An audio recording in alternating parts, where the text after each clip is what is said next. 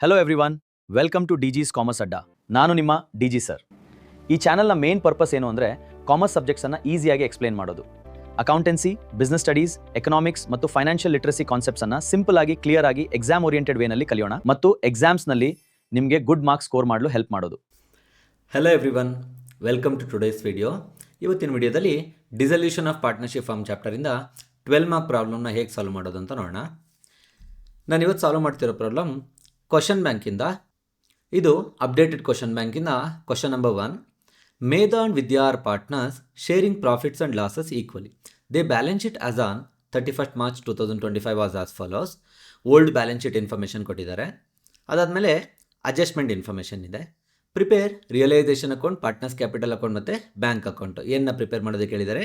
3 ಅಕೌಂಟ್ನ ಪ್ರಿಪೇರ್ ಮಾಡಬೇಕು. Realisation account, partners capital account ಮತ್ತು ಬ್ಯಾಂಕ್ ಅಕೌಂಟ್.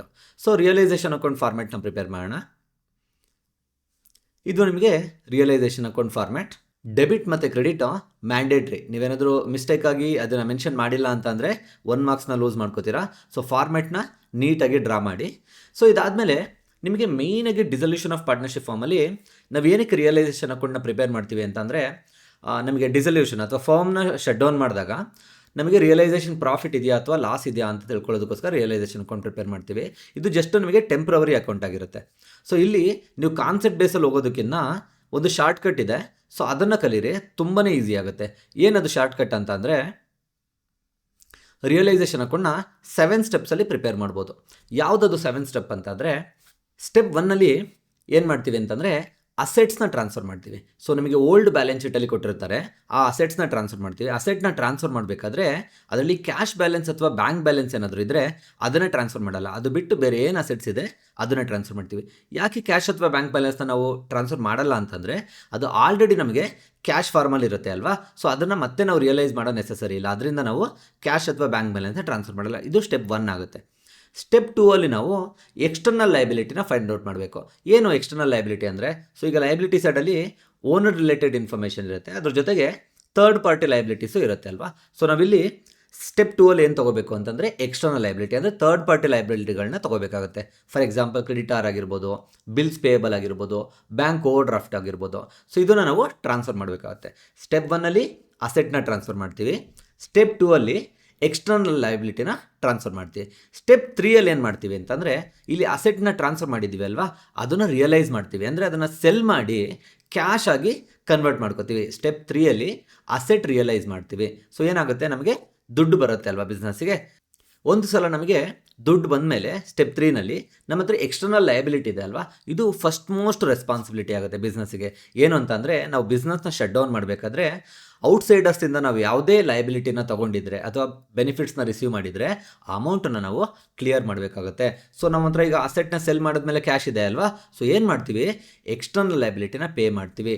ಸ್ಟೆಪ್ 4ಅಲ್ಲಿ ಏನು ಮಾಡ್ತೀವಿ, ಲಯಬಿಲಿಟಿನ ಪೇ ಮಾಡಬೇಕಾಗುತ್ತೆ.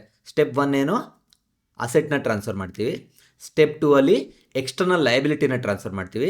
ಸ್ಟೆಪ್ 3ಅಲ್ಲಿ ಅಸೆಟ್ನ ರಿಯಲೈಸ್ ಮಾಡ್ತೀವಿ, ಅಂದರೆ ಸೆಲ್ ಮಾಡಿ ಕ್ಯಾಶ್ ರಿಸೀವ್ ಮಾಡ್ತೀವಿ. ಸ್ಟೆಪ್ 4ಅಲ್ಲಿ ನಮ್ಮ ಹತ್ರ ದುಡ್ಡಿದೆ ಅಲ್ವಾ, ಸೊ ನಾವು ಎಕ್ಸ್ಟರ್ನಲ್ ಲಯಬಿಲಿಟಿನ ಪೇ ಮಾಡಬೇಕಾಗುತ್ತೆ. ನೆಕ್ಸ್ಟ್ ಏನು, ಸ್ಟೆಪ್ 5. ಸ್ಟೆಪ್ 5 ಬಂದು ಡಿಸಲ್ಯೂಷನ್ ಎಕ್ಸ್ಪೆನ್ಸಸ್ ಅಥವಾ ರಿಯಲೈಸೇಷನ್ ಎಕ್ಸ್ಪೆನ್ಸ್ ಏನಾದರೂ ಇದ್ದರೆ, ಸೊ ಆ ಪ್ರೋಸೆಸ್ ಇದೆ ಅಲ್ವಾ, ಶಟ್ ಡೌನ್ ಮಾಡ್ತಿದ್ದೀವಿ ಬಿಸ್ನೆಸ್ನ, ಆಗ ಅಸೆಟ್ನ ಸೆಲ್ ಮಾಡೋಂಥಾಗಿರ್ಬೋದು, ಬೇರೆ ಎಲ್ಲ ಫಾರ್ಮಾಲಿಟಿಗಳಿಗೂ ಯಾವುದಾರ ಅಮೌಂಟ್ನ ನಾವು ಸ್ಪೆಂಡ್ ಮಾಡಿದರೆ ಬಿಸ್ನೆಸ್ಸಲ್ಲಿ ಅದನ್ನು ನಾವು ರೆಕಾರ್ಡ್ ಮಾಡ್ತೀವಿ. ಅದು ಸ್ಟೆಪ್ 5 ಆಗುತ್ತೆ. ಸೊ ನೆಕ್ಸ್ಟು ಸ್ಟೆಪ್ 6 ಮತ್ತು 7 ಏನಾಗುತ್ತೆ ಅಂತಂದರೆ, ಕೆಲವೊಂದು ಸಲ ಈಗ ನಾವು ಬಿಸ್ನೆಸ್ನ ಶಟ್ ಡೌನ್ ಮಾಡ್ತಿದ್ದೀವಿ. ಸೊ ನಾವೀಗ ಅಸೆಟ್ನ ಬೇರೆಯವ್ರಿಗೆ ಸೆಲ್ ಮಾಡೋದು ಒಂದೇ, ಅಥವಾ ಒನ್ ಆಫ್ ದ ಪಾರ್ಟ್ನರ್ ಏನಾದರೂ ಅಸೆಟ್ ಮೇಲೆ ಇಂಟ್ರೆಸ್ಟೆಡ್ ಇದ್ದರೆ ಏನು ಮಾಡ್ತಾರೆ, ಆ ಅಸೆಟನ್ನು ತೊಗೊಂಡು ಹೋಗ್ತಾರೆ ಅಲ್ವಾ. ಸೊ ಅಸೆಟ್ ಟೇಕನ್ ಓವರ್ ಏನಾದರೂ ಇದ್ದರೆ ಅದನ್ನು ನಾವು ಸ್ಟೆಪ್ 6ಅಲ್ಲಿ ತೋರಿಸ್ತೀವಿ. ಬಿಸ್ನೆಸ್ಸಲ್ಲಿ ಏನಾದರೂ ಒಬ್ಬರು ಪಾರ್ಟ್ನರು ಒನ್ ಆಫ್ ದ ಅಸೆಟ್ನ ಟೇಕನ್ ಓವರ್ ಮಾಡಬೇಕು ಅಂತಂದರೆ ಅದಕ್ಕೆ ಪರ್ಮಿಷನ್ ಇದೆ, ಅದು ಸ್ಟೆಪ್ 6 ಆಗುತ್ತೆ. ನೆಕ್ಸ್ಟು ಸ್ಟೆಪ್ 7ಅಲ್ಲಿ ಅಸೆಟ್ನ ಟೇಕನ್ ಓವರ್ ಮಾಡಿರೋ ಥರನೇ ಯಾವುದಾದ್ರೂ ಒಂದು ಲಯಬಿಲಿಟಿನ ಒಬ್ಬ ಪಾರ್ಟ್ನರು ವಾಲಂಟ್ರಿಯಾಗಿ ಅದನ್ನು ಪೇ ಮಾಡಿದ್ರೆ ಅಥವಾ ಅದನ್ನು ಸೆಟ್ಲ್ ಮಾಡಿದ್ರೆ ಅದನ್ನು ನಾವು ಲಯಬಿಲಿಟಿ ಟೇಕನ್ ಓವರ್ ಅಂತ ಕರಿತೀವಿ. ಈ 7 ಸ್ಟೆಪ್ಸಲ್ಲಿ ನಾವು ರಿಯಲೈಸೇಷನ್ ಅಕೌಂಟ್ನ ಈಸಿಯಾಗಿ ಪ್ರಿಪೇರ್ ಮಾಡ್ಬೋದು. Step 1 asset transfer, step 2 external liability transfer, step 3 ಅಸೆಟ್ನ ರಿಯಲೈಸ್ ಮಾಡ್ತೀವಿ, ಸ್ಟೆಪ್ 4ಅಲ್ಲಿ ಲಯಬಿಲಿಟಿನ ಪೇಮೆಂಟ್ ಮಾಡ್ತೀವಿ, step 5 realisation expenses paid, step 6 asset taken over, step 7 liability taken over. So ಇವಾಗ ಈ ಪ್ರಾಬ್ಲಮ್ನ ಹೇಗೆ ಸಾಲ್ವ್ ಮಾಡೋದು ಅಂತ ನೋಡೋಣ. ಸೊ ಸ್ಟೆಪ್ 1 ಪ್ರಕಾರ ಅಸೆಟ್ನ ಟ್ರಾನ್ಸ್ಫರ್ ಮಾಡಬೇಕಲ್ವ ನಾವು. ಅಸೆಟ್ನ ಟ್ರಾನ್ಸ್ಫರ್ ಮಾಡುವಾಗ ಏನು ಮಾಡ್ತೀವಿ, ಕ್ಯಾಶ್ ಎಟ್ ಬ್ಯಾಂಕ್ ಅಥವಾ ಕ್ಯಾಶ್ ಇನ್ ಹ್ಯಾಂಡ್ ಇದ್ದರೆ ಅದನ್ನು ನಾವು ಟ್ರಾನ್ಸ್ಫರ್ ಮಾಡಲ್ಲ ಅಲ್ವಾ, ಯಾಕೆಂದರೆ ಇದು ಆಲ್ರೆಡಿ ಕ್ಯಾಶ್ ಫಾರ್ಮಲ್ಲಿ ಇರೋದ್ರಿಂದ. ಸೊ ಬೇರೆ ಅಸೆಟ್ನ ನಾವು ಟ್ರಾನ್ಸ್ಫರ್ ಮಾಡಬೇಕಾಗುತ್ತೆ. ಬನ್ನಿ ನೋಡೋಣ ಹೇಗೆ ಟ್ರಾನ್ಸ್ಫರ್ ಮಾಡೋದು ಅಂತ. ಫಸ್ಟ್ ನಾವು ಡೆಟಾರ್ಸ್ನ ಟ್ರಾನ್ಸ್ಫರ್ ಮಾಡಬೇಕಾಗತ್ತೆ. ಡೆಟಾರ್ ವ್ಯಾಲ್ಯೂ ನಾವು ತೊಗೊಳ್ಳುವಾಗ ಗ್ರಾಸ್ ವ್ಯಾಲ್ಯೂನ ತೊಗೋಬೇಕಾಗುತ್ತೆ. ಡೆಟಾರ್ ನೋಡಿ ಇಲ್ಲಿ ನಮಗೆ ಓಲ್ಡ್ PBD ವ್ಯಾಲ್ಯೂ ಇದೆ ಅಲ್ವಾ, ಸೊ ಅದರಿಂದ ನಾವು ಗ್ರಾಸ್ ವ್ಯಾಲ್ಯೂನ ತೊಗೊಳ್ಬೇಕಾಗುತ್ತೆ. ಗ್ರಾಸ್ ವ್ಯಾಲ್ಯೂ ಎಷ್ಟಿದೆ, 55,000 ಇದೆ. ಸೊ ರಿಯಲೈಸೇಷನ್ ಅಕೌಂಟಲ್ಲಿ ಅಸೆಟ್ ಟ್ರಾನ್ಸ್ಫರ್ ಮಾಡಬೇಕು, ಯಾವ ಸೈಡ್ ಬರುತ್ತೆ, ಡೆಬಿಟ್ ಸೈಡ್ ಅಲ್ವಾ, ಟು ಡೆಟಾರ್ಸ್ 55,000. ಸೊ ಇಲ್ಲಿ ಓಲ್ಡ್ PBD ಏನಾದರೂ ಇದ್ದರೆ ಇಲ್ಲಿ ಗ್ರಾಸ್ ವ್ಯಾಲ್ಯೂ ತೊಗೊಂಡಾದ್ಮೇಲೆ ಓಲ್ಡ್ PBDನ ಕ್ರೆಡಿಟ್ ಸೈಡಿಗೆ ಟ್ರಾನ್ಸ್ಫರ್ ಮಾಡಿ. ಮರಿಬೇಡಿ, ಕ್ರೆಡಿಟ್ ಸೈಡಲ್ಲಿ ಓಲ್ಡ್ PBD ಏನಾದರೂ ಇದ್ದರೆ ಕ್ರೆಡಿಟ್ ಸೈಡಲ್ಲಿ ಬರೀರಿ. ಬೈ PBD ಎಷ್ಟಿದೆ, 3,000 ರುಪೀಸ್ ಇದೆ. ಇದಾದಮೇಲೆ ಆಸ್ ಇಟ್ ಈಸು ಬೇರೆ ಏನೇನು ಅಸೆಟ್ ಇದೆ ಆಸ್ ಇಟ್ ಈಸ್, ಏನೂ ಚೇಂಜ್ ಮಾಡೋಂಗಿಲ್ಲ, ಆ್ಯಡು ಮಾಡೋಂಗಿಲ್ಲ, ಮೈನಸ್ಸು ಮಾಡೋಂಗಿಲ್ಲ, ಆಸ್ ಇಟ್ ಈಸ್ ವ್ಯಾಲ್ಯೂನು ಟ್ರಾನ್ಸ್ಫರ್ ಮಾಡಬೇಕಾಗುತ್ತೆ. ಸ್ಟಾಕ್ ಎಷ್ಟಿದೆ, 40,000 ಇದೆ. ಫರ್ನಿಚರ್ ಎಷ್ಟಿದೆ, 15,000 ಇದೆ. ಮಷಿನರಿ ಎಷ್ಟಿದೆ, 25,000 ಇದೆ. ಬಿಲ್ಡಿಂಗ್ಸ್ ಎಷ್ಟಿದೆ, 81,000 ರುಪೀಸ್ ಇದೆ ಅಲ್ವಾ. ಸೊ ಇದನ್ನು ಆಸ್ ಇಟ್ ಈಸ್ ರೆಕಾರ್ಡ್ ಮಾಡಿ. Stock 40,000, furniture 15,000, machinery 25,000, building 81,000 rupees. So building ಆದಮೇಲೆ ಒಂದು ಲಾಸ್ಟ್ ಇನ್ಫಾರ್ಮೇಷನ್ ಏನಿದೆ, ಪ್ರಾಫಿಟ್ ಆ್ಯಂಡ್ ಲಾಸ್ ಅಕೌಂಟ್ ಇದೆ 12,000. ಪ್ರಾಫಿಟ್ ಆ್ಯಂಡ್ ಲಾಸ್ ಅಕೌಂಟು ನಮಗೆ ಅಸೆಟ್ ಸೈಡಲ್ಲಿದ್ದರೆ ಏನಾಗುತ್ತೆ, ಅದು ಅಕ್ಯುಮುಲೇಟೆಡ್ ಲಾಸ್ ಅಲ್ವಾ. ಸೊ ಅದನ್ನು ನಾವು ಟ್ರಾನ್ಸ್ಫರ್ ಮಾಡೋದಕ್ಕೆ ಅಥವಾ ಕ್ಯಾಶ್ ಆಗಿ ರಿಯಲೈಸ್ ಮಾಡೋದಕ್ಕಾಗಲ್ಲ. ಸೊ ಅದರಿಂದ ನಾವು ಇದನ್ನು ಟ್ರಾನ್ಸ್ಫರ್ ಮಾಡಲ್ಲ. ಸೊ ಸ್ಟೆಪ್ 1 ಏನು ಮಾಡಿದ್ವಿ, ಅಸೆಟ್ಸ್ನ ಟ್ರಾನ್ಸ್ಫರ್ ಮಾಡಿದ್ವಿ. ಈ ಕ್ವಶನ್ ಅಂತಲ್ಲ, ಪ್ರತಿಯೊಂದು ಕ್ವಶನಲ್ಲೂ ನಾವು ಕ್ಯಾಶ್ ಇನ್ ಹ್ಯಾಂಡ್ ಅಥವಾ ಕ್ಯಾಶ್ ಎಟ್ ಬ್ಯಾಂಕ್ ಬಿಟ್ಟು ಬಾಕಿ ಎಲ್ಲ ಅಸೆಟ್ನ ಸ್ಟೆಪ್ 1ಅಲ್ಲಿ ಆಸ್ ಇಟ್ ಈಸ್ನ ರೆಕಾರ್ಡ್ ಮಾಡ್ತೀವಿ. ಸ್ಟೆಪ್ 2 ಏನು, ಎಕ್ಸ್ಟರ್ನಲ್ ಲಯಬಿಲಿಟಿನ ಫೈಂಡ್ ಔಟ್ ಮಾಡಬೇಕಲ್ವಾ. ಸೊ ನಾವು ಲಯಬಿಲಿಟಿ ಸೈಡಲ್ಲಿ ಏನೇನು ಇನ್ಫಾರ್ಮೇಷನ್ ಇದೆ, ಬಿಲ್ಸ್ ಪೇಯಬಲ್ ಇದೆ, ಕ್ರೆಡಿಟಾರ್ಸ್ ಇದೆ, ಸುನಂದಾಸ್ ಲೋನ್ ಇದೆ, ರಿಸರ್ವ್ ಫಂಡ್ ಇದೆ, ಮತ್ತು ಪಾರ್ಟ್ನರ್ಸ್ ಕ್ಯಾಪಿಟಲ್ ಇದೆ ಅಲ್ವಾ. ಸೊ ಇವಾಗ ಯಾವ್ಯಾವುದು ನಮಗೆ ಓನರ್ ರಿಲೇಟೆಡ್ ಇನ್ಫಾರ್ಮೇಷನ್ ಇದೆ ಅಂತ ನೋಡೋಣ. ಕ್ಯಾಪಿಟಲ್ ಓನರ್ ರಿಲೇಟೆಡ್ ಇನ್ಫಾರ್ಮೇಷನ್ ಆಗುತ್ತಲ್ವಾ. ಸೊ ರಿಸರ್ವ್ ಫಂಡ್ ಅಂದರೆ ಏನು, ಪಾರ್ಟ್ ಆಫ್ ದ ಪ್ರಾಫಿಟ್ನ ಫ್ಯೂಚರ್ ಅನ್ಸರ್ಟನಿಟಿಗೋಸ್ಕರ ತೆಗೆದಿಟ್ಟಿದ್ದೀವಿ. ಅದು ಯಾರ್ದು ಅಮೌಂಟು, ಓನರ್ದೇ ಅಲ್ವಾ. ಸೊ ಅದು ಸಹ ನಮಗೆ ಪಾರ್ಟ್ನರ್ ರಿಲೇಟೆಡ್ ಇನ್ಫಾರ್ಮೇಷನ್ ಆಗುತ್ತೆ. ಅದನ್ನು ನಾವು ಎಕ್ಸ್ಟರ್ನಲ್ ಲಯಬಿಲಿಟಿ ಅಂತ ಕನ್ಸಿಡರ್ ಮಾಡೋದಕ್ಕಾಗಲ್ಲ. ಸೊ ನೆಕ್ಸ್ಟ್ ಏನಿದೆ, ಇಲ್ಲಿ ಸುನಂದಾಸ್ ಲೋನ್ ಇದೆ 25,000. ಸೊ ಸುನಂದ ಏನಾದರೂ ನಮಗೆ ಪಾರ್ಟ್ನರಾ, ಅಲ್ಲ ಅಲ್ವಾ. ಸೊ ಸುನಂದಾಸ್ ಲೋನ್ನ ನಾವು ಎಕ್ಸ್ಟರ್ನಲ್ ಲಯಬಿಲಿಟಿ ಅಂತ ಕನ್ಸಿಡರ್ ಮಾಡಬೇಕಾಗುತ್ತೆ. ಸೊ ಒಂದು ಎಕ್ಸ್ಟರ್ನಲ್ ಲಯಬಿಲಿಟಿ ಇದೆ. ನೆಕ್ಸ್ಟ್ ಕ್ರೆಡಿಟಾರ್ ಇದೆ, ಬಿಲ್ಸ್ ಪೇಯಬಲ್ ಇದೆ. ಸೊ ನಮ್ಮ ಹತ್ರ ಟೋಟಲ್ ಎಷ್ಟು ಎಕ್ಸ್ಟರ್ನಲ್ ಲಯಬಿಲಿಟಿ ಇದೆ, 3 ಎಕ್ಸ್ಟರ್ನಲ್ ಲಯಬಿಲಿಟಿ ಇನ್ಫಾರ್ಮೇಷನ್ ಇದೆ. ಸೊ ಇದನ್ನು ನಾವು ಸೆಕೆಂಡ್ ಸ್ಟೆಪ್ಪಲ್ಲಿ ಟ್ರಾನ್ಸ್ಫರ್ ಮಾಡಬೇಕಾಗುತ್ತೆ. ಸೊ ಆ್ಯಸ್ ಇಟ್ ಈಸ್ ಈ ವ್ಯಾಲ್ಯೂನ ರೆಕಾರ್ಡ್ ಮಾಡಿ. ಕ್ರೆಡಿಟ್ ಸೈಡಲ್ಲಿ by bills payable 10,000, by creditors 50,000, by Sunanda's loan 25,000. Step 1ಅಲ್ಲಿ ಏನು ಮಾಡಿದ್ವಿ, ಅಸೆಟ್ ಎಲ್ಲ ಟ್ರಾನ್ಸ್ಫರ್ ಮಾಡಿದ್ವಿ. ಸ್ಟೆಪ್ 2ಅಲ್ಲಿ ಏನು ಮಾಡಿದ್ವಿ, ಎಕ್ಸ್ಟರ್ನಲ್ ಲಯಬಿಲಿಟಿನ ಟ್ರಾನ್ಸ್ಫರ್ ಮಾಡಿದ್ವಿ. ಇವಾಗ ಸ್ಟೆಪ್ 3 ಕ್ರಿಯೇಟ್ ಮಾಡಬೇಕು. ಸ್ಟೆಪ್ 3ನಲ್ಲಿ ಏನು ಮಾಡ್ತೀವಿ ಅಂತಂದರೆ ಅಸೆಟ್ನ ಸೆಲ್ ಮಾಡ್ತೀವಿ. ಸೊ ಅಡ್ಜಸ್ಟ್ಮೆಂಟಲ್ಲಿ ಕೊಟ್ಟಿದ್ದಾರೆ ನೋಡಿ ಇಲ್ಲಿ, the asset realised as follows.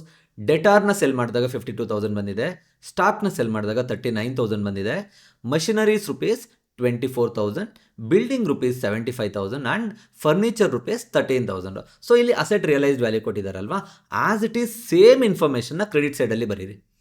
ನಾವು ರಿಯಲೈಸೇಷನ್ ಅಕೌಂಟಲ್ಲಿ ಏನಂತ ಮೆನ್ಷನ್ ಮಾಡಬೇಕಾಗುತ್ತೆ ಅಂದರೆ, ಸೆಲ್ ಮಾಡಿದಾಗ ಏನು ಬರುತ್ತೆ, ನಮಗೆ ದುಡ್ಡು ಬರುತ್ತೆ ಅಲ್ವಾ. ಸೊ ಓಲ್ಡ್ ಬ್ಯಾಲೆನ್ಸ್ ಶೀಟಲ್ಲಿ ಏನಾದರೂ ನಮಗೆ ಕ್ಯಾಶ್ ಇನ್ ಹ್ಯಾಂಡ್ ಅಂತ ಇದ್ದರೆ ಕ್ಯಾಶ್ ಅಂತ ರೆಕಾರ್ಡ್ ಮಾಡಿ, ಕ್ಯಾಶ್ ಎಟ್ ಬ್ಯಾಂಕ್ ಅಂತ ಇದ್ದರೆ ಬ್ಯಾಂಕ್ ಅಂತ ರೆಕಾರ್ಡ್ ಮಾಡಿ. ನಮ್ಮ ಹತ್ರ ಕ್ಯಾಶ್ ಎಟ್ ಬ್ಯಾಂಕ್ ಇದೆ ಅಲ್ವಾ. ಸೊ ಏನಂತ ಬರೀಬೇಕಾಗುತ್ತೆ, ಬೈ ಬ್ಯಾಂಕ್ ಅಕೌಂಟ್. ಯಾವ ಇನ್ಫಾರ್ಮೇಷನ್ ರೆಕಾರ್ಡ್ ಮಾಡೋದು ನಾವಿಲ್ಲಿ, ಅಸೆಟ್ಸ್ ರಿಯಲೈಸ್ಡ್ ಇನ್ಫಾರ್ಮೇಷನ್ ಅಲ್ವಾ. ಸೊ ಇವಾಗ ಏನು ಮಾಡ್ತೀವಿ, ಸೇಮ್ ಇನ್ಫಾರ್ಮೇಷನ್ನ ರೆಕಾರ್ಡ್ ಮಾಡ್ತೀವಿ 1 by 1.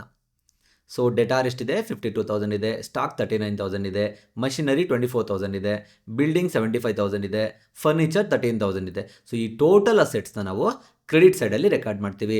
ಎಷ್ಟಾಗುತ್ತೆ, 2,03,000 ರುಪೀಸ್. ಹೇಗೆ ಬಂದಿದ್ದು 2,03,000, ಈ ಎಲ್ಲ ವ್ಯಾಲ್ಯೂನು ಆ್ಯಡ್ ಮಾಡಿದ್ರೆ ನಮಗೆ 2,03,000 ರುಪೀಸ್ ಬರುತ್ತೆ. ಸೊ ಟೋಟಲ್ 3 ಸ್ಟೆಪ್ಸ್ ಆಯ್ತಲ್ವಾ. ಸ್ಟೆಪ್ 1ಅಲ್ಲಿ ಏನು ಮಾಡಿದ್ವಿ, ಅಸೆಟ್ ಟ್ರಾನ್ಸ್ಫರ್ ಮಾಡಿದ್ವಿ. ಸ್ಟೆಪ್ 2ನಲ್ಲಿ ಲಯಬಿಲಿಟಿ ಟ್ರಾನ್ಸ್ಫರ್ ಮಾಡಿದ್ವಿ. ಎಲ್ಲ ಲಯಬಿಲಿಟಿನ ಅಲ್ಲ, ಎಕ್ಸ್ಟರ್ನಲ್ ಲಯಬಿಲಿಟಿನ ಟ್ರಾನ್ಸ್ಫರ್ ಮಾಡಿದ್ವಿ. ಸ್ಟೆಪ್ 3ಅಲ್ಲಿ ಏನು ಮಾಡಿದ್ವಿ, ಅಸೆಟ್ನ ಸೆಲ್ ಮಾಡಿ ರಿಯಲೈಸ್ ಮಾಡಿದ್ದೀವಿ. ಸೊ ಇವಾಗ ನಮ್ಮ ಹತ್ರ ದುಡ್ಡಿದೆ, 2,03,000 ಇದೆ. ಏನು ಮಾಡಬೇಕು, ನಾವು ಲಯಬಿಲಿಟಿನ ಪೇ ಮಾಡಬೇಕಾಗುತ್ತೆ. ನಮಗೆ ಕ್ವಶನಲ್ಲಿ ಅವರು ಹೇಳಿದ್ರೂ ನಾವು ಪೇ ಮಾಡಬೇಕು. ಇನ್ ಕೇಸ್ ಅಡ್ಜಸ್ಟ್ಮೆಂಟ್ ಇಲ್ಲ ಅಂತ ಅಂದ್ರೂ ನಾವು ಪೇ ಮಾಡಬೇಕಾಗುತ್ತೆ. ಯಾಕೆ ಅಂತಂದರೆ ಅದು ಫಸ್ಟ್ ಮೋಸ್ಟ್ ರೆಸ್ಪಾನ್ಸಿಬಿಲಿಟಿ. ಯಾವುದೇ ಒಂದು ಬಿಸ್ನೆಸ್ನ ನಾವು ಶಟ್ ಡೌನ್ ಮಾಡಬೇಕಾದ್ರೆ ನಾವು ಯಾರ ಹತ್ರ ಆದರೂ ಅಮೌಂಟ್ನ ಬಾರೋ ಮಾಡಿದರೆ ಅರ್ಲಿಯರು, ಆ ಅಮೌಂಟನ್ನು ನಾವು ರೀಪೇ ಮಾಡೋದು ಫಸ್ಟ್ ಮೋಸ್ಟ್ ಇಂಪಾರ್ಟೆಂಟ್ ರೆಸ್ಪಾನ್ಸಿಬಿಲಿಟಿ ಆಗುತ್ತೆ. ಸೊ ನಮ್ಮ ಹತ್ರ ಎಷ್ಟು ಥರ್ಡ್ ಪಾರ್ಟಿ ಲಯಬಿಲಿಟಿ ಇತ್ತು, 3 ಅಲ್ವಾ. Bills payable, creditor, Sunanda's loan. ಇವಾಗ ಅಡ್ಜಸ್ಟ್ಮೆಂಟ್ ಏನಂದರೆ ಇನ್ಫಾರ್ಮೇಷನ್ ಇದೆಯಾ ನೋಡಿ. ಬಿ ಅಡ್ಜಸ್ಟ್ಮೆಂಟಲ್ಲಿ creditors and bills payable were paid at 5% discount. So 3 ಲಯಬಿಲಿಟಿನಲ್ಲಿ 2 ಲಯಬಿಲಿಟಿನ ನಾವು ಡಿಸ್ಕೌಂಟಲ್ಲಿ ಪೇ ಮಾಡ್ತಿದ್ದೀವಿ ಅಂತ ಹೇಳಿದ್ದಾರೆ. ಸೊ ಏನು ಮಾಡಬೇಕು, ನಾವು ಡಿಸ್ಕೌಂಟ್ನ ಕ್ಯಾಲ್ಕುಲೇಟ್ ಮಾಡಬೇಕಾಗುತ್ತೆ. ನಿಮಗೆ ಅಡ್ಮಿಷನ್ ಅಥವಾ ರಿಟೈರ್ಮೆಂಟಲ್ಲಿ ಏನು ಮಾಡ್ತೀರಾ, ಈಗ ಫಾರ್ ಎಕ್ಸಾಂಪಲ್ ಒಂದು 10,000 ರುಪೀಸ್ ವ್ಯಾಲ್ಯೂ ಇತ್ತು ಅಂತ ಅಂದ್ಕೊಳ್ಳಿ. ಅಲ್ಲಿ ನಾವು 10%ನ ಕ್ಯಾಲ್ಕುಲೇಟ್ ಮಾಡಿದ್ರೆ ಏನು ಮಾಡ್ತಿದ್ವಿ, 1000 ರುಪೀಸ್ನ ಮಾತ್ರ ರೆಕಾರ್ಡ್ ಮಾಡ್ತಿದ್ವಿ ಅಲ್ವಾ, ರಿವ್ಯಾಲ್ಯೂಯೇಷನ್ ಅಕೌಂಟ್ ಮಾಡಬೇಕಾದ್ರೆ. ಬಟ್ ಇಲ್ಲಿ ನಿಮಗೆ ಆ 1000 ರುಪೀಸ್ ಅಲ್ಲಿ ಅಂದರೆ ಇಲ್ಲ ಅಪ್ರಿಸಿಯೇಟೆಡ್ ಆಗಿದ್ದ ವ್ಯಾಲ್ಯೂ ತೋರಿಸ್ತಾ ಇದ್ವಿ ಅಥವಾ ಡಿಪ್ರಿಸಿಯೇಟೆಡ್ ಆಗಿದ್ದ ವ್ಯಾಲ್ಯೂ ತೋರಿಸ್ತಾ ಇದ್ವಿ, ಬುಕ್ ವ್ಯಾಲ್ಯೂನ ತೋರಿಸ್ತಾ ಇರಲಿಲ್ಲ. ಇಲ್ಲಿ ಆ್ಯಕ್ಚುಲಿ ನಾವು ಏನು ವ್ಯಾಲ್ಯೂ ತೋರಿಸ್ಬೇಕು ಅಂದರೆ ಬುಕ್ ವ್ಯಾಲ್ಯೂ ಅಥವಾ ಪ್ರೆಸೆಂಟ್ ವ್ಯಾಲ್ಯೂ ಏನಿದೆ ಅದನ್ನು ತೋರಿಸ್ಬೇಕಾಗುತ್ತೆ. ಎಕ್ಸಾಂಪಲ್ಲು ಟು ಬ್ಯಾಂಕ್ ಅಕೌಂಟು ನಾವು ಸ್ಟೆಪ್ 4ಅಲ್ಲಿ ಏನು ಮಾಡ್ತಿದ್ವಿ, ಲಯಬಿಲಿಟೀಸ್ನ ಪೇ ಮಾಡ್ತಿದ್ದೀವಿ ಅಲ್ವಾ. ಸೊ ಲಯಬಿಲಿಟೀಸ್ ಪೇ ಮಾಡಬೇಕು. ಮೊದಲನೇ ಇನ್ಫಾರ್ಮೇಷನ್ ಏನಿದೆ, ಬಿಲ್ಸ್ ಪೇಯಬಲ್ ಇದೆ ಅಲ್ವಾ. ಬಿಲ್ಸ್ ಪೇಯಬಲ್ ಎಷ್ಟಿದೆ, 10,000 ರುಪೀಸ್ ಇದೆ. ಸೊ ಮೊದಲನೇದು ಹೇಗೆ ಕ್ಯಾಲ್ಕುಲೇಟ್ ಮಾಡೋದು ಅಂತ ನೋಡೋಣ. ಬಿಲ್ಸ್ ಪೇಯಬಲ್ 10,000 ಮೈನಸ್ 5% ಮಾಡಿದ್ರೆ ಇಲ್ಲಿ 9,500 ರುಪೀಸ್ನ ರೆಕಾರ್ಡ್ ಮಾಡಿದ್ದೀನಿ. ಇದೇ ಏನಾದರೂ ನೀವು ಅಡ್ಮಿಷನ್ ಅಥವಾ ರಿಟೈರ್ಮೆಂಟ್ ಆಗಿದ್ರೆ ಏನು ಮಾಡ್ತಿದ್ರಿ, 10,000 ಇಂಟು 5/100 ಮಾಡಿದಾಗ ಎಷ್ಟು ಬರ್ತಿತ್ತು, 500 ರುಪೀಸ್ ಬರ್ತಾಯಿತ್ತು ಅಲ್ವಾ. 500ನ ರೆಕಾರ್ಡ್ ಮಾಡ್ತೀವಿ. ಮೋಸ್ಟ್ ಆಫ್ ದ ಸ್ಟೂಡೆಂಟು ನಾನು ವ್ಯಾಲ್ಯೂಯೇಷನ್ ಡ್ಯೂಟಿಗೆ ಓದಬೇಕಾದ್ರೆ ನೋಡ್ತೀನಿ, ಡಿಸಲ್ಯೂಷನಲ್ಲಿ ಅವ್ರು ಏನು ಮಾಡ್ತಾರೆ, ರಿವ್ಯಾಲ್ಯೂಡ್ ವ್ಯಾಲ್ಯೂ ಬರೀತಾರೆ. ಇಲ್ಲಿ ರಿವ್ಯಾಲ್ಯೂಡ್ ವ್ಯಾಲ್ಯೂ ಬರೀಬಾರ್ದು, ರಿಯಲೈಸ್ಡ್ ವ್ಯಾಲ್ಯೂನೇ ಬರೀಬೇಕು. ಅಂದರೆ ಇಲ್ಲಿ ನಾವು ಏನು ಅಮೌಂಟ್ ಫೈನಲಾಗಿ ಪೇ ಮಾಡ್ತೀವಿ ಆ ಕಂಪ್ಲೀಟ್ ವ್ಯಾಲ್ಯೂನ ಬರೀಬೇಕಾಗುತ್ತೆ. ಸೊ 10,000ನಲ್ಲಿ 5%ನ ಡಿಸ್ಕೌಂಟ್ ಮಾಡಿದ್ರೆ ಇದನ್ನ ಎಷ್ಟು ಪೇ ಮಾಡಬೇಕಾಗುತ್ತೆ, ನಾವು 9,500 ರುಪೀಸ್ನ ಪೇ ಮಾಡಬೇಕಾಗುತ್ತೆ. ಸೊ ಇದು ಪೇ ಮಾಡಿದ್ವಿ ಅಲ್ವಾ. ನೆಕ್ಸ್ಟ್ ಕ್ರೆಡಿಟಾರ್ಗೂ ಡಿಸ್ಕೌಂಟ್ ಕೊಟ್ಟಿದ್ದಾರೆ ಅಲ್ವಾ ಕ್ವಶನಲ್ಲಿ ನೋಡಿ, ಇಲ್ಲಿ creditors and bills payable var paid at 5% discount.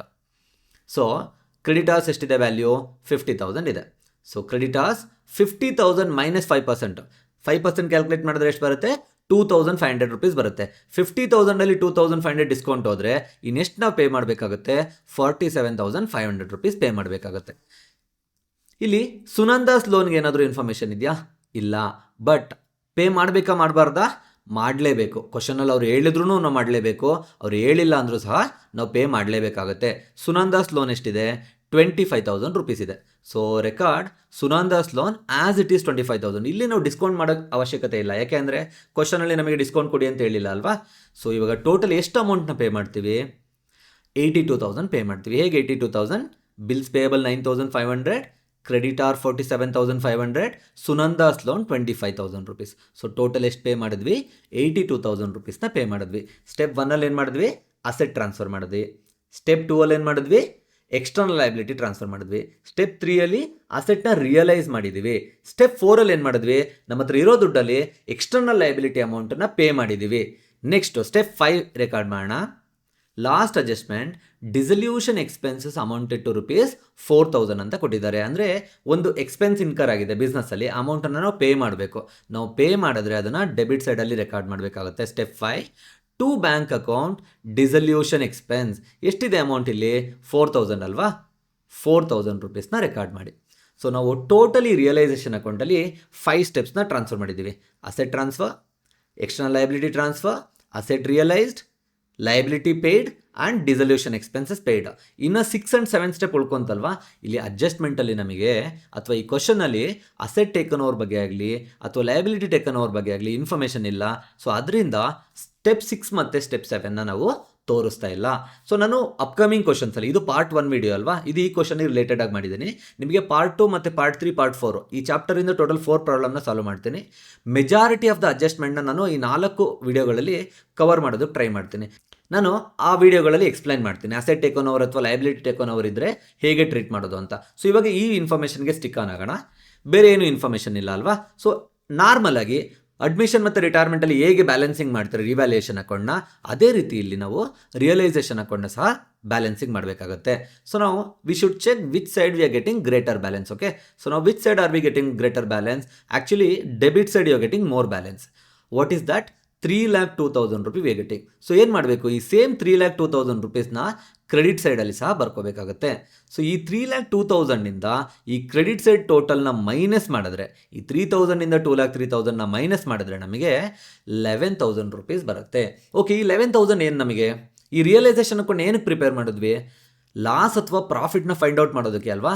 So ಈ 11,000 ಏನಾಗುತ್ತೆ ನಮಗೆ ರಿಯಲೈಸೇಷನ್ ಲಾಸ್ ಆಗುತ್ತೆ. ಕ್ರೆಡಿಟ್ ಸೈಡಲ್ಲಿ ಜಾಸ್ತಿ ಇದ್ದರೆ ನಾವು ಪ್ರಾಫಿಟಲ್ಲಿ ಇರ್ತೀವಿ. ಅದೇ ಡೆಬಿಟ್ ಸೈಡ್ ಬ್ಯಾಲೆನ್ಸ್ ಜಾಸ್ತಿ ಇದ್ದರೆ ನಮಗೆ ರಿಯಲೈಸೇಷನ್ ಲಾಸ್ ಆಗುತ್ತೆ. ಸೊ ನಮಗಿಲ್ಲಿ ಡೆಬಿಟ್ ಸೈಡ್ ಅಲ್ವಾ ಜಾಸ್ತಿ ಬ್ಯಾಲೆನ್ಸ್ ಬಂದಿದ್ದು, ಸೊ ಈ 11,000 ಏನಾಗುತ್ತೆ, ಲಾಸ್ ಆಗುತ್ತೆ. ಸೊ ನೆಕ್ಸ್ಟ್ ಏನು ಮಾಡಬೇಕು, ಈ ಲಾಸನ್ನು ನಾವು ಪಾರ್ಟ್ನರ್ಸಿಗೆ ಟ್ರಾನ್ಸ್ಫರ್ ಮಾಡಬೇಕಾಗುತ್ತೆ.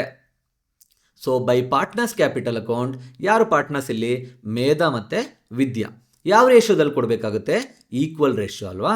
ಸೊ ಮೇಧಾ 11,000 ಇಂಟು 1/2. ಹೇಗೆ ಬಂತು ಇದು 1/2, 1:1 ರೇಷಿಯೋ, ಈಕ್ವಲ್ ರೇಷಿಯೋ ಅಂತಂದರೆ. ಸೊ 1/2 5,500. ವಿದ್ಯಾ 11,000 ಇಂಟು 1/2, ಸೊ ಎಷ್ಟು ಬರುತ್ತೆ, 5,500 rupees ಬರುತ್ತೆ. ಸೊ ಇಷ್ಟು ಮಾಡಿದ್ರೆ ನಿಮಗೆ ರಿಯಲೈಸೇಷನ್ ಅಕೌಂಟ್ ಕಂಪ್ಲೀಟ್ ಆಗುತ್ತೆ. ಸೊ ನೆಕ್ಸ್ಟು ಪಾರ್ಟ್ನರ್ಸ್ ಕ್ಯಾಪಿಟಲ್ ಅಕೌಂಟ್ನ ಹೇಗೆ ಪ್ರಿಪೇರ್ ಮಾಡೋದು ಅಂತ ನೋಡೋಣ. ಇಲ್ಲಿ ಪಾರ್ಟ್ನರ್ಸ್ ಕ್ಯಾಪಿಟಲ್ ಅಕೌಂಟ್ ಪ್ರಿಪೇರ್ ಮಾಡಬೇಕಾದ್ರೆ ನಿಮಗೆ ಸಿಮಿಲರ್ ಆಗಿರುತ್ತೆ. ಅಡ್ಮಿಷನ್ ಮತ್ತು ರಿಟೈರ್ಮೆಂಟಲ್ಲಿ ಯಾವ ರೀತಿ ಮಾಡ್ತಿದ್ವಿ ಅದೇ ಥರ ಇರುತ್ತೆ, ಬಟ್ ತುಂಬಾ ಸಿಂಪಲ್ ಆಗಿರುತ್ತೆ. ಈಗ ಜನರಲಾಗಿ ನಿಮಗೆ ಅಡ್ಮಿಷನ್ ಈಸಿನಾ ಅಥವಾ ಡಿಸಲ್ಯೂಷನ್ ಈಸಿನಾ ಅಂತ ಅಂದರೆ ನಿಮಗೆ ಅಡ್ಮಿಷನ್ನೇ ಈಸಿ ಅಂತ ಅನಿಸುತ್ತೆ, ಯಾಕೆಂದರೆ ನೀವು ಆಲ್ರೆಡಿ ತುಂಬ ಪ್ರಾಕ್ಟೀಸ್ ಮಾಡಿದ್ದೀರಲ್ವಾ. ಬಟ್ ಆ್ಯಕ್ಚುಲಾಗಿ ಫ್ಯಾಕ್ಟ್ ಬಂದುಬಿಟ್ಟು ಡಿಸಲ್ಯೂಷನ್ ನಿಮಗೆ ಅಡ್ಮಿಷನ್ಗಿನ್ನ ಈಸಿ ಆಗುತ್ತೆ. 2 ರೀಸನ್ಸು. ಏನು 2 ರೀಸನ್ಸ್ ಅಂತಂದರೆ, ಒಂದು ನಿಮಗೆ ಅಡ್ಮಿಷನಲ್ಲಿ ನೋಡಿ ಡಿಫ್ರೆಂಟ್ ಪಿ ಡಿ ಅಡ್ಜಸ್ಟ್ಮೆಂಟ್ ಬರುತ್ತೆ. ಅಟ್ಲೀಸ್ಟ್ 5 to 6 ಅಡ್ಜಸ್ಟ್ಮೆಂಟ್ನ ಕಲಿಬೇಕು. ಅದ್ರ ಜೊತೆಗೆ 4 ರಿಂದ 5 ರೀತಿ ಗುಡ್ ವಿಲ್ ಅಡ್ಜಸ್ಟ್ಮೆಂಟ್ ಬರುತ್ತೆ ನಿಮಗೆ, ಅದನ್ನು ಸಹ ಕಲಿಬೇಕಾಗುತ್ತೆ. ಬಟ್ ಇಲ್ಲಿ ನಿಮಗೆ ಪಿ ಡಿ ಅಡ್ಜಸ್ಟ್ಮೆಂಟ್ ಸಹ ಇಲ್ಲ, ಗುಡ್ ವಿಲ್ ಟ್ರೀಟ್ಮೆಂಟ್ಗಳು ಸಹ ಇಲ್ಲ. ಸೊ ಸಿಂಪಲ್ ಆಗಿದೆ, ಅದು ಮೊದಲನೇ ರೀಸನ್ನು. 2ನೇ ರೀಸನ್ ಬಂದು ನೀವು ಅಡ್ಮಿಷನ್ ಮತ್ತು ರಿಟೈರ್ಮೆಂಟ್ ಎರಡನ್ನೂ ಸಹ ಕಲಿಬೇಕು. ಇದು ಕ್ವಾರ್ಟರ್ಲಿಗಾದರೂ ಆಗಿರ್ಬೋದು, ಅಥವಾ ನಿಮಗೆ ಮಿಡ್ ಟರ್ಮ್ಗಾದರೂ ಆಗಿರ್ಬೋದು, ಅಥವಾ ಫೈನಲ್ ಎಕ್ಸಾಮ್ಗಾದರೂ ಆಗಿರ್ಬೋದು. ಅಡ್ಮಿಷನ್ ಮತ್ತು ರಿಟೈರ್ಮೆಂಟ್ ಎರಡರಿಂದ ನಿಮಗೆ ಯಾವುದಾದ್ರು ಒಂದು ಪ್ರಾಬ್ಲಮ್ನ ಮಾತ್ರ ಕೊಡ್ತಾರೆ. ಅದೇ ಡಿಸಲ್ಯೂಷನ್ ಆಗಲ್ಲ, 100% ಒಂದು ಕ್ವಶನ್ ಬಂದೇ ಬರುತ್ತೆ. ಇವಾಗ ಕ್ವಾರ್ಟರ್ಲಿಗೂ ಬರುತ್ತೆ, ನಿಮಗೆ ಮಿಡ್ ಟರ್ಮಲ್ಲೂ ಬರುತ್ತೆ, ಫೈನಲ್ ಎಕ್ಸಾಮಲ್ಲೂ. ಇದು 100% ಚಾಯ್ಸ್ ಕ್ವಶನ್ ಅಲ್ವಾ. ಸೊ ಇದೊಂದೇ ಒಂದು ಕ್ವಶನ್ ಕಲ್ತ್ರೆ ಸಾಕು, ನೀವು ಇದೊಂದು ಚಾಪ್ಟರ್ ಕಲ್ತ್ರೆ 100% 12 ಮಾರ್ಕರು. ಬಟ್ ಅಡ್ಮಿಷನಲ್ಲಿ ಆಗಲ್ಲ, ಅಡ್ಮಿಷನ್ ಸಹ ಕಲಿಬೇಕು, ರಿಟೈರ್ಮೆಂಟ್ ಸಹ ಕಲಿಬೇಕಲ್ವಾ. ಸೊ ಅದರಿಂದ ನಿಮಗೆ ಡಿಸಲ್ಯೂಷನ್ ತುಂಬ ಈಸಿ ಅನಿಸುತ್ತೆ. ಬನ್ನಿ ಕಂಟಿನ್ಯೂ ಮಾಡೋಣ. ಪಾರ್ಟ್ನರ್ಸ್ ಕ್ಯಾಪಿಟಲ್ ಅಕೌಂಟ್ ಪ್ರಿಪೇರ್ ಮಾಡಬೇಕಾದ್ರೆ ಕ್ಯಾಪಿಟಲ್ ಅಕೌಂಟ್ ಯಾವ ಬ್ಯಾಲೆನ್ಸ್ ತೋರಿಸುತ್ತೆ, ಕ್ರೆಡಿಟ್ ಬ್ಯಾಲೆನ್ಸ್ ಅಲ್ವಾ. ಸೊ ಓಪನಿಂಗ್ ಬ್ಯಾಲೆನ್ಸ್ನ ರೆಕಾರ್ಡ್ ಮಾಡೋಣ. ಸೊ ಬ್ಯಾಲೆನ್ಸ್ ಎಷ್ಟಿದೆ, ಕ್ಯಾಪಿಟಲ್ ಬ್ಯಾಲೆನ್ಸ್ ಮೇಧಾ 60,000 ಇದೆ, ವಿದ್ಯಾ 80,000 ಇದೆ. So by balance brought down, Medha 60,000, Vidya 80,000. So balance brought down ಆದಮೇಲೆ ರಿಯಲೈಸೇಷನ್ ಅಕೌಂಟ್ ಆಲ್ರೆಡಿ ಪ್ರಿಪೇರ್ ಮಾಡಿದ್ದೀವಿ ಅಲ್ವಾ. ಸೊ ರಿಯಲೈಸೇಷನ್ ಅಕೌಂಟಲ್ಲಿ ಪ್ರಾಫಿಟ್ ಇದೆಯಾ, ಲಾಸ್ ಇದೆಯಾ, ಲಾಸ್ ಇದೆ. ಲಾಸನ್ನು ಪಾರ್ಟ್ನರ್ಸ್ ಕ್ಯಾಪಿಟಲ್ಗೆ ನಾವು ಟ್ರಾನ್ಸ್ಫರ್ ಮಾಡಿದ್ರೆ ಏನಾಗುತ್ತೆ, ಕ್ಯಾಪಿಟಲ್ ಬ್ಯಾಲೆನ್ಸ್ ಡಿಕ್ರೀಸ್ ಆಗುತ್ತೆ. ಸೊ ಕ್ಯಾಪಿಟಲ್ ಬ್ಯಾಲೆನ್ಸ್ ಡಿಕ್ರೀಸ್ ಆದರೆ ಎಲ್ಲಿ ತೋರಿಸ್ಬೇಕು, ಡೆಬಿಟ್ ಸೈಡಲ್ವಾ. ಸೊ ಟು ರಿಯಲೈಸೇಷನ್ ಅಕೌಂಟ್ ಮೇಧಾಗೆ ಎಷ್ಟಿದೆ, 5,500 ಇದೆ, ವಿದ್ಯಾಗೆ ಎಷ್ಟಿದೆ, 5,500. ಹೇಗೆ ಬಂತಿದ್ದು ವ್ಯಾಲ್ಯೂ, ಆಲ್ರೆಡಿ ಕ್ಯಾಲ್ಕುಲೇಟ್ ಮಾಡಿದ್ದೀವಿ ಅಲ್ವಾ. ಮೇಧಾ 5,500, ವಿದ್ಯಾ 5,500, ಅದನ್ನು ಆ್ಯಸ್ ಇಟ್ ಈಸ್ ತೋರಿಸಿದ್ವಿ. ಇದಾದಮೇಲೆ ಓಲ್ಡ್ ಬ್ಯಾಲೆನ್ಸ್ ಶೀಟಲ್ಲಿ ಜನರಲ್ ರಿಸರ್ವ್ ಅಥವಾ ರಿಸರ್ವ್ ಫಂಡ್ ಇದೆಯಾ ಅಂತ ನೋಡಿ. ಲಯಬಿಲಿಟಿ ಸೈಡಲ್ಲಿ ಇದೆ ಅಲ್ವಾ, ರಿಸರ್ವ್ ಫಂಡ್ ಇದೆ. ಸೊ ಈ 15,000 rupees ಈ ಪ್ರಾಫಿಟನ್ನು ನಾವು ಪಾರ್ಟ್ನರ್ಸ್ಗೆ ಟ್ರಾನ್ಸ್ಫರ್ ಮಾಡಿದಾಗ ಏನಾಗುತ್ತೆ, ಈ ಪ್ರಾಫಿಟ್ನ ಪಾರ್ಟ್ನರ್ಸ್ಗೆ ಟ್ರಾನ್ಸ್ಫರ್ ಮಾಡಿದಾಗ ಏನಾಗುತ್ತೆ ಅಂತ ಅಂದರೆ ಕ್ಯಾಪಿಟಲ್ ಬ್ಯಾಲೆನ್ಸ್ ಇನ್ಕ್ರೀಸ್ ಆಗುತ್ತೆ. ಸೊ ಅದರಿಂದ ಕ್ರೆಡಿಟ್ ಸೈಡಲ್ಲಿ ತೋರಿಸ್ಬೇಕಾಗುತ್ತೆ. ಬೈ ರಿಸರ್ವ್ ಫಂಡ್ ಯಾವ ರೇಷಿಯೋದಲ್ಲಿ, 1:1 ರೇಷಿಯೋದಲ್ವಾ. 15,000 ಇಂಟು 1:1 ಮಾಡಿದ್ರೆ 7,500, 7,500 rupees ಬರುತ್ತೆ. ಸೊ ಈಗ ರಿಸರ್ವ್ ಫಂಡ್ ತೋರಿಸಾಯಿತು. ನೆಕ್ಸ್ಟ್ ಏನಿದೆ, ಓಲ್ಡ್ ಬ್ಯಾಲೆನ್ಸ್ ಶೀಟಲ್ಲಿ ಅಸೆಟ್ ಸೈಡಲ್ಲಿ ಅಥವಾ ಲಯಬಿಲಿಟಿ ಸೈಡಲ್ಲಿ P&L ಅಕೌಂಟ್ ಇದೆಯಾ ಅಂತ ಚೆಕ್ ಮಾಡಿ. P&L ಅಕೌಂಟ್ ಏನಾದರೂ ನಿಮಗೆ ಲಯಬಿಲಿಟಿ ಸೈಡಲ್ಲಿದ್ದರೆ ಅದು ಅಕ್ಯುಮುಲೇಟೆಡ್ ಪ್ರಾಫಿಟ್ ಆಗುತ್ತೆ. ಅದೇ ನಿಮಗೆ ಅಸೆಟ್ ಸೈಡಲ್ಲಿದ್ದರೆ ಅದು ಅಕ್ಯುಮುಲೇಟೆಡ್ ಲಾಸ್ ಆಗುತ್ತೆ. ಈ ಲಾಸ್ ಅಮೌಂಟ್ನ ನಾವು ಲಾಸ್ಟ್ ಇಯರು ಡಿಸ್ಟ್ರಿಬ್ಯೂಟ್ ಮಾಡಿರಲ್ಲ, ಈ 12,000ನ. ಸೊ ಈ ವ್ಯಾಲ್ಯೂನ ನಾವು ರೆಕಾರ್ಡ್ ಮಾಡಬೇಕಾಗುತ್ತೆ. ಸೊ ಪಾರ್ಟ್ನರ್ಸ್ ಕ್ಯಾಪಿಟಲ್ ಅಕೌಂಟಲ್ಲಿ ಲಾಸ್ ಇದ್ದರೆ ಎಲ್ಲಿ ರೆಕಾರ್ಡ್ ಮಾಡ್ತೀವಿ ನಾವು, ಡೆಬಿಟ್ ಸೈಡಲ್ಲಿ ರೆಕಾರ್ಡ್ ಮಾಡಬೇಕಾಗುತ್ತೆ. To profit and loss account ಎಷ್ಟಿದೆ ವ್ಯಾಲ್ಯೂ, 12,000 ಅಲ್ವಾ. ಈ 12,000ನ ಟ್ರಾನ್ಸ್ಫರ್ ಮಾಡಿ. ಯಾವ ರೇಷಿಯೋದಲ್ಲಿ ಟ್ರಾನ್ಸ್ಫರ್ ಮಾಡ್ತೀವಿ, 1:1 ರೇಷಿಯೋದಲ್ಲಿ. 6,000 ಮತ್ತು 6,000 ಇದೆ. ಲಾಸ್ ಇದ್ದರೆ ಕ್ಯಾಪಿಟಲ್ ಬ್ಯಾಲೆನ್ಸ್ ಡಿಕ್ರೀಸ್ ಆಗುತ್ತಲ್ವಾ, ಆ ರೀಸನಿಂದ ನಾವು ಡೆಬಿಟ್ ಸೈಡಲ್ಲಿ ರೆಕಾರ್ಡ್ ಮಾಡ್ತಾ ಇದ್ದೀವಿ. ಇದಿಷ್ಟೇ ಇನ್ಫಾರ್ಮೇಷನ್ ಪಾರ್ಟ್ನರ್ಸ್ ಕ್ಯಾಪಿಟಲ್ ಅಕೌಂಟಲ್ಲಿರೋದು. ಇಲ್ಲಿ ಗುಡ್ ವಿಲ್ ಟ್ರೀಟ್ಮೆಂಟು ಇಲ್ಲ, ಅಥವಾ ಲೋನಾಗಿ ಕನ್ವರ್ಟ್ ಮಾಡಿ ಅದೆಲ್ಲ ಯಾವುದೂ ಇರಲ್ಲ. ಈಸಿಯಾಗಿ ಸಿಂಪಲಾಗಿ ಈ ಪ್ರಾಬ್ಲಮ್ನ ಮುಗಿಸ್ಬೋದು. ಸೊ ಇವಾಗ ಏನು ಮಾಡಬೇಕಾಗುತ್ತೆ, ಬ್ಯಾಲೆನ್ಸಿಂಗ್ ಮಾಡಿ. ಯಾವ ಸೈಡ್ ಜಾಸ್ತಿ ಬ್ಯಾಲೆನ್ಸ್ ಇದೆ, ಕ್ರೆಡಿಟ್ ಸೈಡ್ ಜಾಸ್ತಿ ಬ್ಯಾಲೆನ್ಸ್ ಇದೆ ಅಲ್ವಾ. ಮೇಧಾ ಎಷ್ಟಿದೆ, 67,500 ಇದೆ. ವಿದ್ಯಾ ಎಷ್ಟಿದೆ, 87,500. ಇದನ್ನು ಆ್ಯಸ್ ಇಟ್ ಈಸ್ ರೆಕಾರ್ಡ್ ಮಾಡಿ ಡೆಬಿಟಲ್ಲಿ. 67,500 ಮತ್ತು 87,500 rupees. ಇಲ್ಲಿ ಇನ್ನೊಂದು ಇಂಪಾರ್ಟೆಂಟ್ ಇನ್ಫಾರ್ಮೇಷನ್ ಏನು ಅಂದರೆ, ನಿಮಗೆ ಆಲ್ರೆಡಿ ಅಡ್ಮಿಷನ್ ಮತ್ತು ರಿಟೈರ್ಮೆಂಟಲ್ಲಿ ಪ್ರಾಕ್ಟೀಸ್ ಆಗೋಗಿದೆ. ಪಾರ್ಟ್ನರ್ಸ್ ಕ್ಯಾಪಿಟಲ್ ಅಕೌಂಟ್ ಅಂತ ಅಂದರೆ ಕ್ರೆಡಿಟ್ ಸೈಡಲ್ಲಿ ಬೈ ಬ್ಯಾಲೆನ್ಸ್ ಬ್ರಾಟ್ ಡೌನ್ ಬರುತ್ತೆ, ಕ್ಲೋಸಿಂಗಲ್ಲಿ ಟು ಬ್ಯಾಲೆನ್ಸ್ ಕ್ಯಾರಿಡ್ ಡೌನ್ ಅಂತ ಬರೀತೀರಾ ಅಲ್ವಾ, ಬಟ್ ನಿಮಗೆ ಡಿಸಲ್ಯೂಷನಲ್ಲಿ ಟು ಬ್ಯಾಲೆನ್ಸ್ ಕ್ಯಾರಿಡ್ ಡೌನ್ ಅಂತ ಬರೀಬಾರ್ದು. ಯಾಕೆ ಅಂದರೆ ಅಡ್ಮಿಷನ್ ಮತ್ತು ರಿಟೈರ್ಮೆಂಟಲ್ಲಿ ಕಂಟಿನ್ಯೂಟಿ ಇರುತ್ತೆ. ಆ ಬುಕ್ಸ್ ಆಫ್ ಅಕೌಂಟ್ ಕಂಟಿನ್ಯೂ ಆಗೋದ್ರಿಂದ ಕ್ಲೋಸಿಂಗ್ ಬ್ಯಾಲೆನ್ಸ್ನ ನಾವು ಮತ್ತೆ ಓಪನಿಂಗ್ ಬ್ಯಾಲೆನ್ಸ್ ಆಗಿ ತೋರಿಸ್ತೀವಿ, ಬೈ ಬ್ಯಾಲೆನ್ಸ್ ಬ್ರೇಕ್ ಡೌನ್ ಆಗಿ ತೋರಿಸ್ತೀವಲ್ವ ನೆಕ್ಸ್ಟಲ್ಲಿ. ಬಟ್ ಇಲ್ಲಿ ನಿಮಗೆ ಬಿಸ್ನೆಸ್ನ ಶಟ್ ಡೌನ್ ಮಾಡ್ತಾ ಇರೋದ್ರಿಂದ ಕ್ಲೋಸಿಂಗ್ ಬ್ಯಾಲೆನ್ಸ್ ಅಥವಾ ಓಪನಿಂಗ್ ಬ್ಯಾಲೆನ್ಸ್ ಬರೋದಿಲ್ಲ. ಇಲ್ಲಿ ಆ ಪಾರ್ಟ್ನರ್ ಅಕೌಂಟ್ನ ನಾವು ಕ್ಲೋಸ್ ಮಾಡಬೇಕು ಅಂದರೆ ಸೆಟ್ಲ್ ಮಾಡಬೇಕಾಗುತ್ತೆ. ಸೊ ಏನು ಬರಿತೀವಿ ನಾವಿಲ್ಲಿ ಅಂದರೆ ಟು ಬ್ಯಾಂಕ್ ಅಕೌಂಟ್ ಅಂತ ಬರಿತೀವಿ. Most of the time evaluation ಡ್ಯೂಟಿನಲ್ಲಿ ನಮಗೆ ಕರೆಕ್ಷನ್ ಮಾಡಬೇಕಾದ್ರೆ ಈ 80 ಔಟ್ ಆಫ್ 80 ಪೇಪರ್ ಇರುತ್ತೆ ಗೊತ್ತಾ, ಅಲ್ಲಿ ನಾವು 78, 79 ಮಾಡಬೇಕಾದ್ರೆ ಇದೇ major information. Most of the student ಇಲ್ಲಿ ಮಿಸ್ಟೇಕ್ ಮಾಡಿರ್ತಾರೆ. ಸೊ ಇಲ್ಲಿ ನೀವು ಕೇರ್ಫುಲ್ ಆಗಿದ್ದರೆ ಈಸಿಯಾಗಿ ಫುಲ್ ಮಾರ್ಕ್ಸ್ ಸ್ಕೋರ್ ಮಾಡ್ಬೋದು. ಸೊ ಇವಾಗ ಏನು ಮಾಡ್ತೀವಿ, 67,500 11,500ನ ಮೈನಸ್ ಮಾಡಿದ್ರೆ 56,000 ಮೇದಾಗಿ ಬರುತ್ತೆ. ವಿದ್ಯಾಗೆ 87,500 11,500 ಮೈನಸ್ ಮಾಡಿದ್ರೆ 76,000 ಬರುತ್ತೆ. ಬ್ಯಾಲೆನ್ಸಿಂಗ್ ಫಿಗರ್ ವ್ಯಾಲ್ಯೂನೇ ಇದು, ಬಟ್ ಇಲ್ಲಿ ನಾವು ಟು ಬ್ಯಾಲೆನ್ಸ್ ಕ್ಯಾರಿಡ್ ಡೌನ್ ಅಂತ ಬರೀಬಾರ್ದು. ಟು ಬ್ಯಾಂಕ್ ಅಕೌಂಟ್ ಅಂದರೆ ಏನು ಅಮೌಂಟ್ನ ನಾವು ಪಾರ್ಟ್ನರ್ಸ್ಗೆ ಸೆಟ್ಲು ಮಾಡಬೇಕು ಅದನ್ನು ರೆಕಾರ್ಡ್ ಮಾಡಬೇಕಾಗುತ್ತೆ. ಈಸಿ ಇದೆ ಅಲ್ವಾ. So next last account bank account. Bank account ಅಂತೂ ಇನ್ನೂ ತುಂಬಾ ಈಸಿ, ಯಾಕೆಂದರೆ ನಾವು ಆಲ್ರೆಡಿ ಏನು ರೆಕಾರ್ಡ್ ಮಾಡಿದ್ದೀವಿ ರಿಯಲೈಸೇಷನ್ ಅಕೌಂಟಲ್ಲಿ ಮತ್ತು ಪಾರ್ಟ್ನರ್ಸ್ ಕ್ಯಾಪಿಟಲ್ ಅಕೌಂಟಲ್ಲಿ, ಜಸ್ಟ್ ಆ ಇನ್ಫಾರ್ಮೇಷನ್ನ ನಾವು ತೋರಿಸ್ತೀವಿ. So bank account format debit, credit, particular amount. So bank account ಅಂದರೆ ಏನಾಗುತ್ತೆ, ನಮಗೆ ಅಸೆಟ್ ಅಕೌಂಟ್ ಅಲ್ವಾ. ಸೊ ನಾವು ಕ್ಯಾಪಿಟಲ್ ಅಕೌಂಟ್ ಪ್ರಿಪೇರ್ ಮಾಡಬೇಕಾದ್ರೆ ಇಲ್ಲಿ ನೋಡಿ, ಇಲ್ಲಿ ಬೈ ಬ್ಯಾಲೆನ್ಸ್ ಬ್ರಾಟ್ ಡೌನ್ ಅಂತ ಬರೆದಿದ್ದೀವಿ. ಏನು ಬರ್ದಿದ್ದೀವಿ ಇಲ್ಲಿ, ಬೈ ಬ್ಯಾಲೆನ್ಸ್ ಬ್ರಾಟ್ ಡೌನ್ ಅಂತ. ಯಾಕೆ, ಕ್ಯಾಪಿಟಲ್ ಅಕೌಂಟ್ ಬ್ಯಾಲೆನ್ಸ್ ಬಂದು ಕ್ರೆಡಿಟ್ ಬ್ಯಾಲೆನ್ಸ್ನ ತೋರಿಸುತ್ತೆ ನಮಗೆ, ಅದೇ ಅಸೆಟ್ ಅಕೌಂಟ್ ಬ್ಯಾಲೆನ್ಸ್ ನಮಗೆ ಡೆಬಿಟ್ ಬ್ಯಾಲೆನ್ಸ್ನ ತೋರಿಸುತ್ತೆ, ಹೌದಲ್ವಾ. ಸೊ ಎಷ್ಟಿದೆ ನಮಗೆ ಕ್ಯಾಶ್ ಅಟ್ ಬ್ಯಾಂಕ್, 15,000 ರೂಪೀಸ್ ಇದೆ. ಸೊ ಏನು ಬರಿಬೇಕಾಗುತ್ತೆ ನಾವಿಲ್ಲಿ, ಟು ಬ್ಯಾಲೆನ್ಸ್ ಬ್ರಾಟ್ ಡೌನ್ ಡೆಬಿಟಲ್ಲಿ ಬರೀಬೇಕು. ನೀವು ಎಲ್ಲ ಪಾರ್ಟ್ನರ್ಸ್ ಕ್ಯಾಪಿಟಲ್ ಅಕೌಂಟ್ ಒಂದು ಹ್ಯಾಬಿಟ್ ಆಗಿರುತ್ತೆ, ಬೈ ಬ್ಯಾಲೆನ್ಸ್ ಬ್ರಾಟ್ ಡೌನ್. ಅದೇ ನೀವೇನಾದರೂ ಇಲ್ಲಿ ಬ್ಯಾಂಕ್ ಅಕೌಂಟಲ್ಲಿ ಕ್ರೆಡಿಟ್ ಸೈಡಲ್ಲಿ ಬರೆದ್ರೆ ಕಂಪ್ಲೀಟಾಗಿ ರಾಂಗ್ ಆಗುತ್ತೆ. ಸೊ ಎಲ್ಲಿ ಬರೀಬೇಕು ನಾವು, ಡೆಬಿಟ್ ಸೈಡಲ್ಲಿ. ಯಾಕೆ ಬರೀತಿದ್ವಿ ಡೆಬಿಟಲ್ಲಿ, ಇದು ಅಸೆಟ್ ಅಕೌಂಟ್ ಓಪನಿಂಗ್ ಬ್ಯಾಲೆನ್ಸ್ ಅಲ್ವಾ, ಅದರಿಂದ ನಾವು ಡೆಬಿಟ್ ಸೈಡಲ್ಲಿ ಬರೀತಿರೋದು. ಟು ಬ್ಯಾಲೆನ್ಸ್ ಬ್ರಾಟ್ ಡೌನ್ ಎಷ್ಟಿದೆ, 15,000 ರೂಪೀಸ್ ಇದೆ. ಸೊ ಬ್ಯಾಲೆನ್ಸ್ ಬ್ರಾಟ್ ಡೌನ್ ಆದಮೇಲೆ ರಿಯಲೈಸೇಷನ್ ಅಕೌಂಟ್ ನೋಡಿ. ಸೊ ನಾವು ಬ್ಯಾಂಕ್ ಅಕೌಂಟ್ ಕ್ರಿಯೇಟ್ ಮಾಡ್ತಿದ್ದೀವಲ್ವ, ಯಾವುದಾದ್ರು ಅಮೌಂಟ್ನ ನಾವು ರಿಸೀವ್ ಮಾಡಿದ್ದೀವ ಈ ಪ್ರೋಸೆಸ್ಸಲ್ಲಿ, ಮಾಡಿದ್ದೀವಲ್ವ. ಯಾವಾಗ, ಈ ಅಸೆಟ್ನ ಸೆಲ್ ಮಾಡಿದಾಗ ನಾವು 2,03,000 ರಿಸೀವ್ ಮಾಡಿದ್ದೀವಿ. ನೋಡಿ ಇಲ್ಲಿ ಬೈ ಬ್ಯಾಂಕ್ ಅಕೌಂಟ್ ಅಂತ ಬರ್ತಿದ್ದೀವಿ. ಕ್ರೆಡಿಟ್ ಸೈಡಲ್ಲಿ ಇದೊಂದೇ ಒಂದು ಬ್ಯಾಂಕ್ ಅಕೌಂಟ್ ಇರೋದಲ್ವಾ, ಸೊ ಅದನ್ನು ನಾವು ರೆಕಾರ್ಡ್ ಮಾಡಬೇಕಾಗತ್ತೆ. ಸೊ ಬ್ಯಾಂಕ್ ಅಕೌಂಟ್, ಡೆಬಿಟ್ ಸೈಡಲ್ಲಿ to realisation account asset realise ಆಗಿರೋ ಇನ್ಫಾರ್ಮೇಷನ್ನ ಬರೀಬೇಕು. Debtor, stock, machinery, building, furniture. ನೋಡಿ ಇಲ್ಲಿ same as it is value, ಬೇರೆ ಏನು ಹೊಸ ವ್ಯಾಲ್ಯೂ ತೊಗೊಂಡಿಲ್ಲ. ಈ ಸೇಮ್ ವ್ಯಾಲ್ಯೂ 2,03,000 ನಾನು ರೆಕಾರ್ಡ್ ಮಾಡ್ತಾ ಇದ್ದೀನಿ. 2,03,000 ಇದೆ ಅಲ್ವಾ, ಇಷ್ಟೇ ಇನ್ಫಾರ್ಮೇಷನ್ ಡೆಬಿಟ್ ಸೈಡಲ್ಲಿ. ಬ್ಯಾಂಕ್ ಅಕೌಂಟ್ ಪ್ರಿಪೇರ್ ಮಾಡಬೇಕಾದ್ರೆ ಓಪನಿಂಗ್ ಬ್ಯಾಲೆನ್ಸ್ ತೋರಿಸ್ತೀವಿ, ಅದಾದಮೇಲೆ ನಾವು ಸೆಲ್ ಮಾಡಿದಾಗ ಏನು ಅಮೌಂಟ್ ರಿಸೀವ್ ಮಾಡಿದ್ದೀವಿ ಅದನ್ನು ತೋರಿಸ್ತೀವಿ. ಇದಾದಮೇಲೆ ಮತ್ತೆ ರಿಯಲೈಸೇಷನ್ ಅಕೌಂಟ್ಗೆ ಹೋಗಿ ಯಾವುದಾದ್ರೂ ಅಮೌಂಟ್ನ ಪೇ ಮಾಡಿದ್ದೀವ ಬಿಸ್ನೆಸ್ಸಿಂದ, ಮಾಡಿದ್ದೀವಿ ಅಲ್ವಾ. ಎಷ್ಟು ಸಲ ಪೇ ಮಾಡಿದ್ದೀರಾ ನೋಡಿ, 2 ಟೈಮ್ಸ್ ಪೇ ಮಾಡಿದ್ದೀರಾ. ಒಂದು ಸಲ ಇಲ್ಲಿ ಲಯಬಿಲಿಟಿ ಪೇ ಮಾಡಿದ್ರಿ, ಇನ್ನೂ ಒಂದು ಸಲ ಡಿಸಲ್ಯೂಷನ್ ಎಕ್ಸ್ಪೆನ್ಸಸ್ನ ಪೇ ಮಾಡಿದ್ವಿ. 2 ಟೈಮ್ಸ್ ಪೇ ಮಾಡಿದ್ದೀವಿ ಅಲ್ವಾ. ಸೊ ಅದನ್ನು ಸಹ ನಾವು ರೆಕಾರ್ಡ್ ಮಾಡಬೇಕಾಗತ್ತೆ. ಎಲ್ಲಿ ರೆಕಾರ್ಡ್ ಮಾಡ್ತೀವಿ, ಕ್ರೆಡಿಟ್ ಸೈಡಲ್ಲಿ ರೆಕಾರ್ಡ್ ಮಾಡಬೇಕಾಗತ್ತೆ.